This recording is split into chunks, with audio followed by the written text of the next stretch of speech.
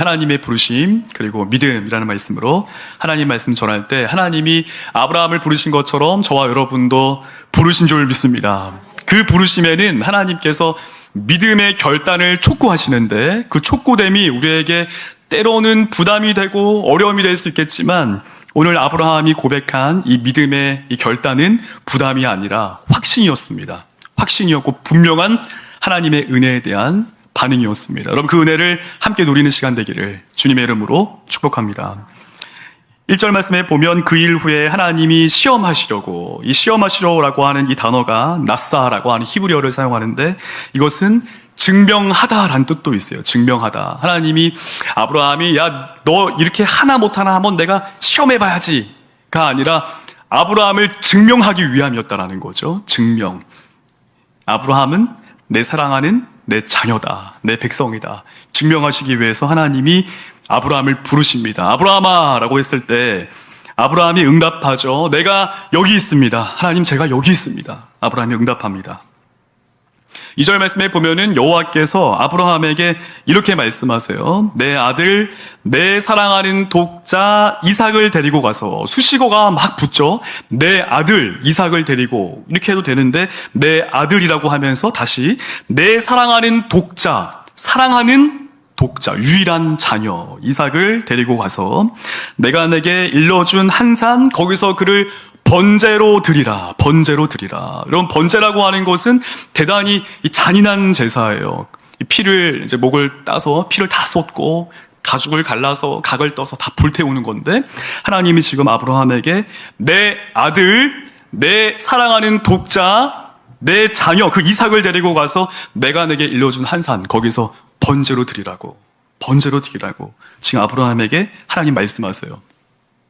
이때 아브라함의 믿음의 고백, 믿음의 태도가 나오는데 그것이 3절과 4절 말씀입니다. 3절과 4절 말씀 보면은 아브라함의 믿음이 하나님의 말씀의 순종으로 나와요. 어떻게 나오냐면 아브라함이 아침에 일찍이 일어나서 나귀의 안장을 지우고 두 종과 그의 아들 이삭을 데리고 번제에 쓸 나무를 쪼개어 가지고 떠나요. 일어나 지우고 데리고 떠납니다. 하나님이 자기에게 일러준 곳으로 가더니 제3일에 아브라함이 눈을 들어 그곳을 멀리 바라본지라. 여러분 여기서 2절과 3절에 이 바로 이어지는 이 말씀을 두고 많은 학자들 또 목회자들이 고민을 많이 해요. 어떻게 이렇게 반응할 수 있을까? 아브라함은 로봇이었나? 삐리삐리 하라고 하니까 해야지. 그렇지 않죠. 하나님도 아브라함을 아세요. 내 아들, 내 사랑하는 독자 이삭을 번제로 바치라라고 했을 때 하나님이 아브라함에게 이것이 얼마나 무게 있는 하나님의 명령인가 하나님 알고 아브라함에게 명령하셨다라는 거죠. 2절과 3절 말씀에 어떠한 공백이 없으니 어떠한 말씀도 없으니 많은 학자들이 대부분 뭐라고 하냐면 글로 담아낼 수 없는 아픔과 이 상함 그것을 가지고 아브라함이 갔을 것이다. 틀리지 않습니다. 또는 그냥 하나님께서 말씀하시는데 당연히 그렇게 해야지 이렇게 말하는 경우도 있지만 저는 두 번째는 좀 개인적으로 아닌 것 같아요. 하나님 말씀했으니까 삐리삐리 나가 이제 독자를 드려야겠다. 그렇지는 않죠. 자녀가 지금 저는 없지만 자녀가 계신 분들 가능합니까 이게? 가능하겠습니까? 그때 눈을 들어 그곳을 멀리 바라본지라. 이 말씀 여러분 굳이 기록할 필요 없는 말씀이에요. 사실상 그냥 자기 일러주신 곳으로 가더니 아브라함이 종들에게 하면 되는데 제3일에 아브라함이 눈을 들어 그곳을 멀리 바라본지라. 아브라함이 지금 이 하나님의 명령에 순종하는 것이 얼마나 잔인하고 힘든 건가 아브라함이 느끼고 있다는 거죠. 괴로움을 느끼고 있다는 거죠. 여러분 5절 말씀에 아브라함이 종들에게 이러한 고백을 합니다. 너희는 나귀와 함께 여기서 기다리라. 중요한 건 바로 이건데 내가 아이와 함께, 이때 아이라는 단어 나르라고 하는 이 단어는 소년, 어린이라는 뜻을 갖고 있어요. 그러니까 최소 10살 10살에서 20살인데 10살로 두고 본다면 이제 내가 아이와 함께 엘이라고 하는 단어 같이 함께 저희 가서 예배하고 우리가 너에게로 돌아올 것이다. 함께 예배하고 우리가 돌아올 것이다. 함께 예배하고 함께 돌아올 것이다. 여러분, 여기에서 아브라함의 고백이 나타나는 것이죠. 아브라함은 히브리서 우리 한번 보여주시겠습니까? 히브리서 11장 17, 19절 말씀, 이 말씀을 한번 유심히 봐보세요. 17절 말씀에 보면은 아브라함은 시험을 받을 때에 믿음으로 이삭을 드렸으니 그는 약속을 받은 자로 돼 그 외아들을 드렸느니라. 믿음으로 이삭을 하나님께 드렸어요. 그 믿음의 내용이 뭐냐면 19절 말씀이에요. 그가 하나님이 능히 이삭을 죽은 자 가운데서 다시 살리실 줄로 생각한지라. 능히 죽은 자 가운데서 하나님이 이삭을 살리실 줄로 믿었기 때문에 그 종들에게 우리가 같이 가서 예배하고 같이 돌아올 것이다 말하는 것이죠. 2절과 3절의 공백이 필요가 없는 것이죠. 괴롭고 힘들지만 하나님이 살리실 것을, 하나님이 죽은 자 가운데서 이삭을 살리시리라.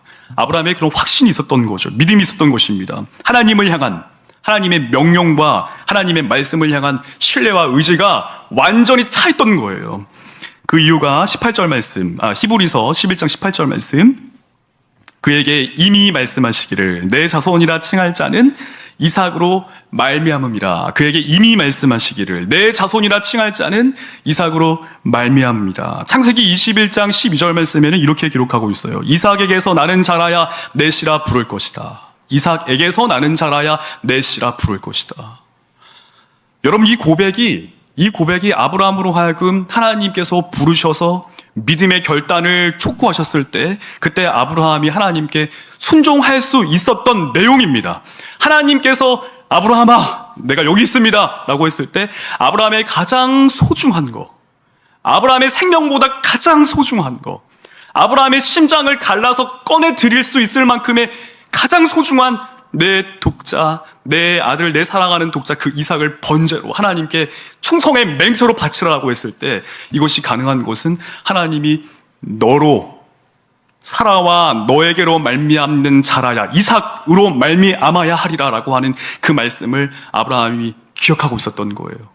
하나님이 그렇게 말씀하셨기 때문에 그 하나님을 믿은 것입니다. 근데 저는 여러분에게 이런 질문을 하고 싶어요. 하나님이 능히 이삭을 죽은 자 가운데서 다시 살리실 줄을 생각을 했어요. 왜냐하면 하나님이 이삭으로 말미암아야 된다고 말씀하셨거든요. 그러면 왜, 어떻게 이게 가능할까요? 그러면 당연히 해야 되는 건가요? 아브라함이 하나님께서 그렇게 말씀하셨으면은 그렇게 하는 게 당연한가요? 이게 상식적인 건가요? 그렇지 않습니다. 그렇지 않아요. 하나님께서 만약 여러분에게 나타나셔서 누구야, 너의 소중한 것을, 너의 생명보다 더 가치 있고 그것을 내게 바치라 라고 했을 때, 그때 여러분 하나님께서 그것으로 말미암아 되리라 이런 말씀했기 때문에 네, 그렇게 하겠습니다. 네, 제가 하나님 그렇게 할게요. 여러분이 가능하라고 보십니까? 성경은 우리에게 맹목과 맹신적인 신앙을 요구하지 않아요. 하나님은 우리에게 로봇과 기계적인 신앙을 요구하지 않습니다. 제가 예전에 설교 때 한번 이 두 가지의 예화를, 극단의 예화를 들은 적이 있는데, 어떠한 여자가 자기 남편이 죽었어요. 그래서 그 남편을 죽었을 때 하나님께 기도해 보니까 하나님이 부활시켜 주겠다는 어떤 확신이 든 거예요. 성령님이 감동을 주셨습니다 이러면서 그 남편의 이 배를 갈라서 내장을 다 드러내고 알코올로 소독해가지고 그렇게 10년 동안, 5년 10년 동안 갖고 있던 거죠. 근데 그 시체가 들통난 거예요. 사람들이 막 취재하면서 왜 그랬습니까? 왜 시체를 그렇게 유기했습니까? 라고 했을 때 하나님이 부활시켜 주겠다고 제게 말씀하셨어요. 여러분, 이게 신앙인가요? 이게 신앙인가요? 미국에 있는 어느 한 선교단체에서 마지막에 선교사로 파송받기 전에 이 독약을 먹는 세레모니가 있었습니다. 그 이유인즉슨 내가 뱀에 물려도, 내가 독약을 먹어도 마셔도 죽지 아니한다. 복음을 전하는 자들은, 사도 바울이 말한 그것 때문에 마지막에 독약을 먹었어요. 그 기수가 선교를 파송받는 그날에 어떻게 된 줄 아십니까? 다 죽었어요. 그것이 큰 이슈화 되었었습니다. 그들이 그렇게 한 이유는 말씀을 의지하고 말씀을 따라서였습니다. 여러분, 마귀가 우리에게 어떻게 다가올까요? 마귀가 막 뿔 있고 얼굴 새빨개서 막 귀신같이 막 이렇게 올 것 같습니까? 성경은 우리에게 마귀가, 악한 영이 광명한 천사처럼 온다고 말해요. 광명한 천사, 빛나는 천사처럼. 마귀가 예수님을 시험할 때, 두 번째 시험할 때 하나님 말씀으로 시험해요. 이거 분별 어떻게 할까요? 기도를 많이 하면 광명한 천사와 같은 성령님이 야, 내가 진짜다 이렇게 말씀할까요? 성경이죠. 성경이죠. 성경을 봐야죠. 오늘 아브라함이 하나님께 순종할 수 있었던 것은 이삭으로 말미암아 한다라고 하는 그 메시지가 분명합니다. 하나님이 이삭을 통하여서만 내실하야만 아브라함과 사라 이삭으로 말미암아서야만 내가 이루리라 라고 하셨기 때문에. 근데 그 말이 효력이 발생한 이유, 그 말이 아브라함에게 이삭을 내가 바치러 갈 때 야 우리가 함께 예배하고 함께 돌아올 것이다, 여기서 기다리라 말할 수 있었던 이유는 바로 아브라함과 함께 했던 약 35년의 시간 때문이었어요. 하나님이 아브라함과 함께 했던 35년의 시간이요. 여러분, 아브라함이 갑자기 하나님이 이런 요구한 거 아닙니다. 12장 1절과 9절 말씀, 하나님이 아브라함 처음 부르셨을 때 하나님이 아브라함에게 이렇게 요구하세요. 너는 너의 고향과 친척과 아버지의 집을 떠나 내가 내게 보여줄 땅으로 가라. 너는 너의 고향과 친척과 아버지의 집을 떠나 내가 내게 보여줄 땅으로 가라. 갈대아 우르에서 하란이라는 곳에 머물렀는데, 여러분, 이 하란이라는 곳은 대단히 발전된 도시예요. 그리고 하나님께서 보여줄 땅, 아직 보여준 땅도 아니지만 보여줄 땅, 기대감이 없는 곳입니다. 노린자와 같은 그 땅에서 당시 족장 시대에서 아버지, 고향, 친척, 아버지 집을 떠난다. 아브라함 나이 75세, 아브라함이 175세를 살거든요. 그러면 우리로 환산시켜보면 우리가 지금 시대 100세 산다라고 했을 때 3분지 한 1 내지는 5분지 2 정도 산 거예요. 그러면 아브라함 나이 45세 중년입니다. 안정이 필요한 시기. 안정적인 삶을 구축해서 막 이렇게 재산을 좀 이제 안정적이게 해고 족장으로서 가게가 잘 돼야 될 거 아니겠습니까? 하란이라는 대도시에서 엄청난 곳에서 거기 있어야 되는 거 아니에요? 근데 우리 하나님이 아브라함에게 요구하시는 것은 가장 소중한 거, 가장 귀중한 거, 고향, 친척, 아버지의 집을 떠날 거에 대해서 하나님 요구하세요. 그리고로부터 오늘 이 말씀까지 대략 35년간의 시간이 있었습니다. 35년이요. 100세에 아브라함이 이삭을 낳았으니까 이삭 나이 10살로 치면 75세에 떠나서 35년이라고 하는 시간 동안에 하나님이 아브라함과 함께 하신 은혜가 있었단 말이죠. 여러분, 그 은혜를 다 설명드리기에는 오늘 시간이 만만치 않습니다. 여러분, 듣고 싶으세요 혹시? 알겠습니다. 네, 그럼 조금만 들려드리겠습니다. 네. 여러분, 아브라함이 하나님의 명령을 듣고 떠났어요. 그때 기근으로 인해서 애굽 땅에 거주하게 됐는데 하나님이 거기서 이 아브라함을 지키십니다.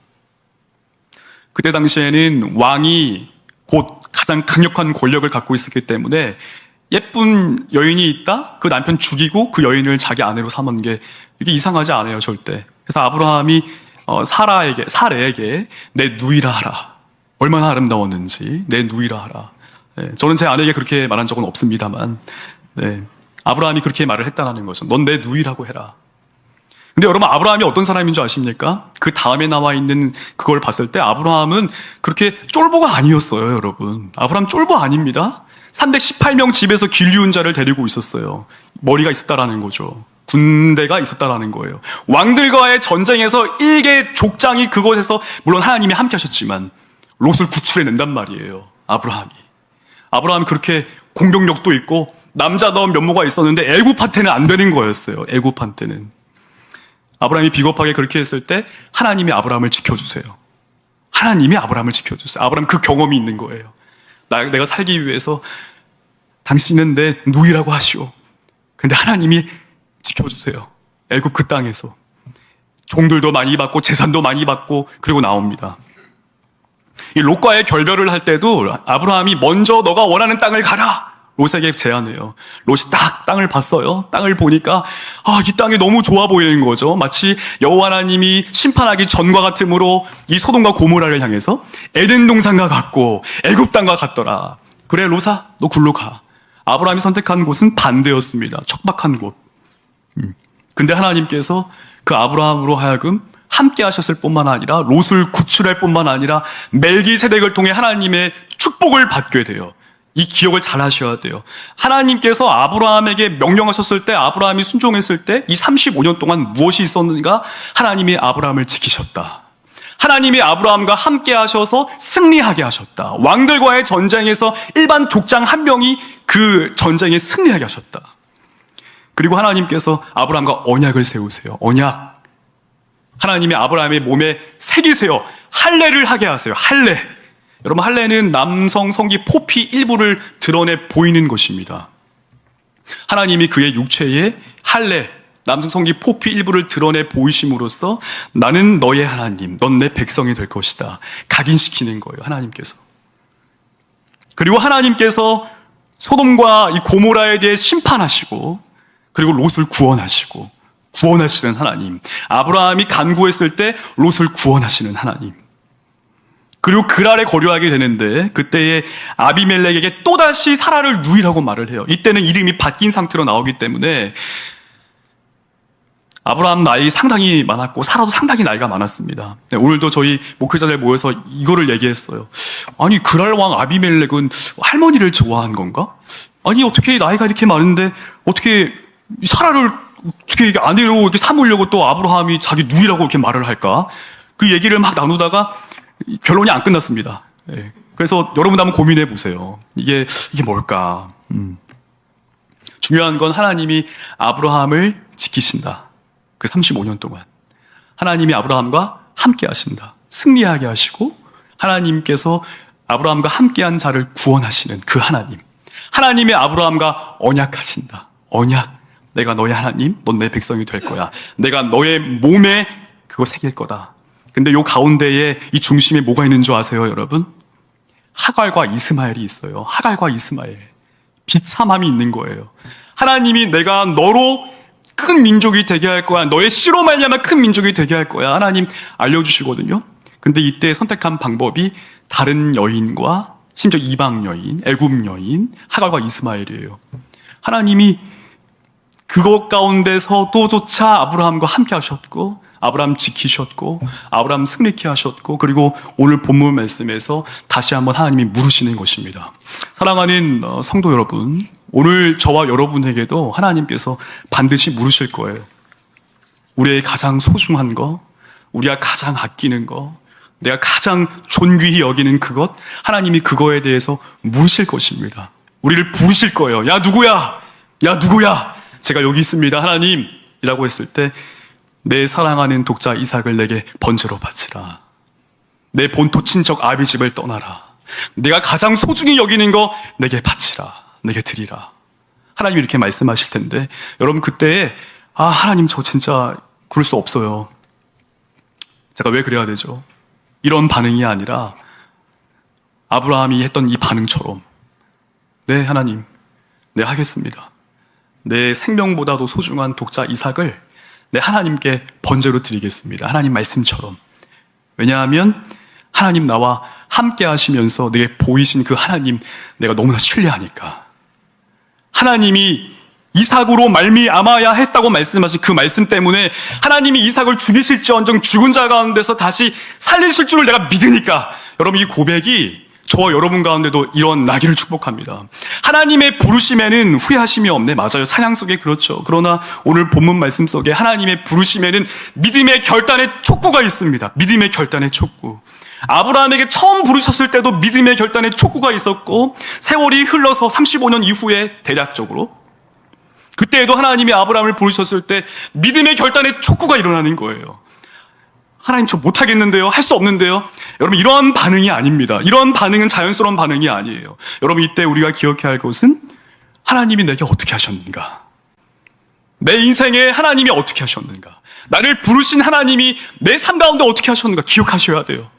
나를 이 땅에 태어나게 하신 생명 주신 그분께서 가장 적기에 예수 그리스도를 영접하게 하신 그분께서 지금 나와 함께 하시는 그분께서 나를 지키시는 그분께서 내게 승리 주신 그분께서 나는 하나님이 아니라 다른 게 계속 내 마음에 있는데 내 욕구와 욕망이 다른 걸 향하고 있는데 그럼에도 불구하고 예수님 찢어서 생명 주셔서 나와 화복의 절정을 이루어 가시겠다고 말씀하신 그 하나님께서 우리에게 무언가를 말씀하셨을 때 그 말씀에 대해서 삐리삐리 내가 하나님 이렇게 하겠습니다가 아니고 맹목과 맹신적인 주술적인 신앙이 아니라 내 하나님 내가 하나님께 이렇게 하겠습니다. 왜냐하면 내 삶에서 하나님이 보이신 그 하나님 믿을 수밖에 없는 하나님이시니까요. 이 요약만 마치고 같이 기도하기를 원하는데 여러분 저는 아주 소중한 동료들을 신앙의 동료들을 누리고 있습니다. 우리 목회자들 말할 뿐만 아니라 제가 오늘도 그 얘기했어요. 우리 목회자라고 했는데 목사님을 했기 때문에 김 목사님에게 말했죠. 목사님 교회에서 자주 이렇게 만나면서 아무것도 아닌 것 같지만 그냥 평범한 사람 같지만 저는 목사님 볼 때 평범하다고 생각하지 않다. 5년 10년 뒤에 우리 안 만나줄 거 아니냐 뭐 이런 말 하면서 이제 다 동의를 안 하시는 듯한 느낌으로 왜냐면 목사님 설교 가르치는 거 너무 은사를 하나님이 정말 많이 부어주셔서 이제 설교를 들을 때마다 은혜가 되고 그럼 우리 남전도사님 백전도사님은 아니냐? 그렇지 않죠. 우리가 편하게 만나지만 사실상 저는 이제 목회자를 얘기하지 않고 저희 청년들 중에 몇몇 친구와 함께 좀 나누고 싶습니다. 한 청년이 이런 고백을 해요. 목사님 저는 교회에 와서 죽으렵니다. 죽지 마라. 80까지 우리 장수하자. 왜 죽니? 우리 장수하자. 누구야 장수하자. 죽지 마. 교회를 떠나지 않습니다. 교회를 떠나지 않을 거예요. 실제로 그 친구는 저도 목회자로서 휴가를 주일 껴서 좀 휴가를 이제 좀 설교나 이런 것들로부터 교회에서 배려해 주셔서 감사하게 다녀오고 충전을 하고 오는데 그 친구는 교회 예배 다 마치고 휴가를 가요. 왜 그럴까? 왜 그렇게 살까? 뭐 할 일이 없나? 그렇지 않죠. 또 한 친구는 취업을 준비하면서 이 핸드폰에 그 앱, 미디어 어떠한 앱이 있는데 그 앱을 계속적으로 확인해야 되고 점검할 수밖에 없는 상황이었어요. 헤드헌터를 통해서 이 직업을 연결해주는 그걸 통해서 계속 확인을 해야 되는데 어느 날 하나님께서 감동과 도전을 주셨대요. 이거 의지하지 말고 하나님 의지하자. 하나님께 기도하자. 그래서 부분적 미디어 금식을 했어요. 그 친구가. 하나님이 아닌 다른 것들을 다 금식했어요. 또 한 친구는 어쩔 수 없는 상황으로 섬기지 못함에 대해서 굉장히 큰 아쉬움과 이 속상함을 토로해요. 제가 이런 상황이 생겨서 이거 하지 못함에 대해 너무나 속상하고 아쉬워요, 목사님. 여러분 이게 도대체 어떻게 된 걸까요? 제가 형편을 모르지 않는데 그럼에도 불구하고 아주 소중하고 큰 것을 연보한 친구도 있어요. 다른 우리 중고등부 수련회 갈 때 그 연보한 친구도 있어요. 이게 어떻게 가능할까? 여러분 제게 제일 소중한 것은 전 시간입니다. 시간. 제가 시간을 허투루 쓰는 거를 좀 좋아하지 않아요. 낭비되는 시간 같은 거. 심지어 힘들어서 체력적으로 정신적으로 막 이렇게 쌓여서 좀 쉬고 싶다. 그래서 좀 쉬잖아요. 그 쉰 것 때문에 죄책이 막 일어나요. 저녁에. 이렇게 살면 안 되는데 주님 저를 용서하소서. 좀 이상하죠. 시간에 대해서. 근데 하나님께서 오늘 제게 말씀하신 게 이런 거였어요. 야 미나, 니 뭐 하냐? 저 박사 공부하고 있는데요. 평일에 박사 공부하고 저 지금 이것도 하고 하나님 저 진짜 뭐 많이 하는데요. 저 헬라어 막 계속 공부도 하고 막 이것도 하고 지금 논문도 막 지금 제가 읽어야 할 논문이 지금 약 한 380개 정도 막 하도 엄청 많은데 그걸 막 읽고 하나님 저 교회에서 열심히 지금 사역하고 하나님 저 바쁘게 살고 있는데요. 물론 하나님이 직접 말씀하신 게 아니고 제게 그런 감동으로 말씀하신 것과 같은 은혜가 있었어요. 근데 하나님께서 제게 주시는 그런 은혜가 있었습니다. 내 사랑하는 독자 이삭을 내게 바치라와 같은 그 은혜였어요. 내 시간을 내 삶의 중심이 되고 내 삶의 가장 존귀한 그분의 성경, 그분의 말씀, 그 말씀 읽기에 제 시간을 하나님께서 바치라고 하는 그런 은혜가 막 물밀듯 막 일어나는 거예요. 여러분 저는 성경 통독하고 있습니다. 저희 성경 통독 크루가 10명입니다. 우리 교회에서만 9명, 저와 함께 포함 10명이 지금 함께 성경을 통독하고 있어요. 12월 31일까지 성경 다 볼 수 있게 통독을 지금 하고 있어요. 여러분 제가 무엇을 지금 말하는 것입니까? 지금 제 잘난 척한 겁니까? 조금 맞습니다. 조금 잘난 척했습니다. 우리 청년들을 막 자랑하는 겁니까? 네 맞아요. 우리 청년들을 제가 자랑도 했어요. 맞습니다. 근데 여러분 저와 여러분에게도 하나님께서 물으실 거예요. 하나님 부르신다는 말이죠. 누구야? 네 하나님 저 여기 있는데요. 라고 했을 때 우리의 가장 소중한 것을 하나님이 요구하실 거예요. 그때 못하겠는데요? 가 아니라 네 하나님이 제게 보이신 거, 제게 말씀하신 거 믿습니다. 왜냐하면 하나님이 내 인생 가운데 함께 하신 그 하나님, 내가 그 하나님 때문에 하나님 말씀하신 거 기억하고 그 믿음 따라 내가 주님이 그 믿음 촉구하시는 거 나 오늘 결단합니다. 여러분 그런 은혜가 오늘 이 기도회 가운데 있기를 주님의 이름으로 축복합니다.